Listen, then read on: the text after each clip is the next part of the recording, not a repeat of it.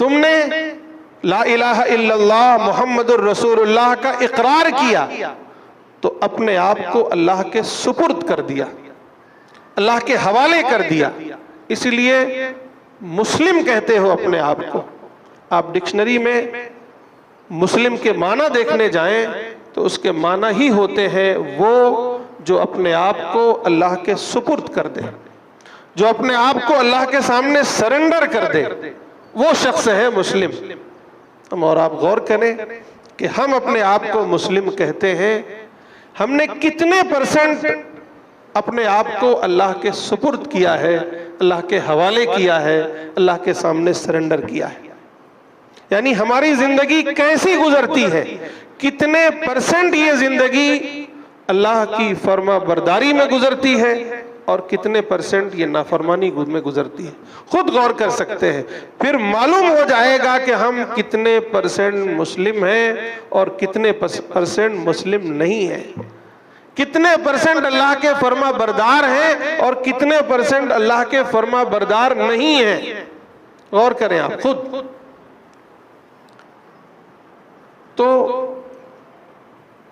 بات یہاں تک پہنچتی ہے کہ جب ہم نے اپنے رب کو رب مان لیا، اس کے دین کو دین تسلیم کر لیا، اس کے نبی کو نبی مان لیا، اس کی کتاب کو کتاب تسلیم کر لیا، یہ مان لیا کہ مجھے ایک دن مرنا ہے اور اپنے رب کے سامنے جانا ہے، حساب و کتاب دینا ہے، جنت دوزخ کا فیصلہ ہونا ہے، تو پھر اب غور کریں کہ یہ جیون، یہ زندگی مجھے کیسے گزارنی ہے؟ منمانی کرنی ہے، اپنی خواہشات کو اپنا مقتدی بنانا ہے، اس کے تابع چلنا ہے، یا یہ دیکھنا ہے کہ میرا رب کیا چاہتا ہے؟ یہ سوال ہے ہر مسلمان سے۔ ہر مسلمان اپنے آپ سے سوال کرے، میرا یہ جیون میری مرضی سے چلے گا یا میرے رب کی مرضی سے چلے گا؟ قرآن مجید میں یہی وجہ ہے کہ ایک جگہ یوں کہا گیا ہے کہ بہت سے لوگ وہ ہیں کہ جو اپنی خواہشات کو اپنا رب، اپنا معبود تسلیم کر لیتے ہیں۔ کیا ہے مطلب؟ کہ اب وہ یہ نہیں دیکھتے کہ میرے رب کی مرضی کیا ہے، یا شریعت کا حکم کیا ہے، یا میرا دین کیا کہتا ہے، میرے رسول کا طریقہ کیا ہے، بلکہ وہ یہ دیکھتے ہیں کہ میرا جی کیا چاہتا ہے، خواہشات نفس۔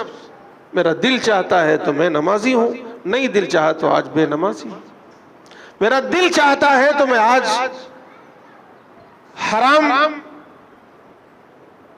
کی طرف جاؤں گا، اور اگر میرا دل نہیں چاہتا ہے، حلال کی طرف چاہتا ہے تو حلال کی طرف جاؤں گا۔ گویا انہوں نے، قرآن کہتا ہے کہ انہوں نے اپنی خواہشات کو اپنا رب تسلیم کر لیا ہے، اپنا رب بنا لیا ہے، اپنا معبود بنا لیا ہے۔ میرے بھائیوں، اب جب ہم نے یہ دیکھ لیا، غور کر لیا کہ مجھے میری یہ زندگی کیسے گزارنا ہے، دو طریقے ہیں۔ ایک طریقہ ہے رب کا راستہ،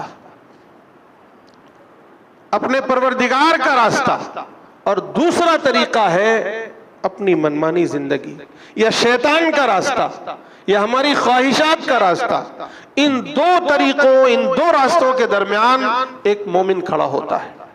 اسے یہ ڈیسائیڈ کرنا پڑتا ہے کہ میں اپنی مرضی کا خود مالک ہوں یا میری مرضی کا مالک میرا رب ہے۔ میں شیطان کے راستے پر چلوں گا یا رحمان کے راستے پر چلوں گا؟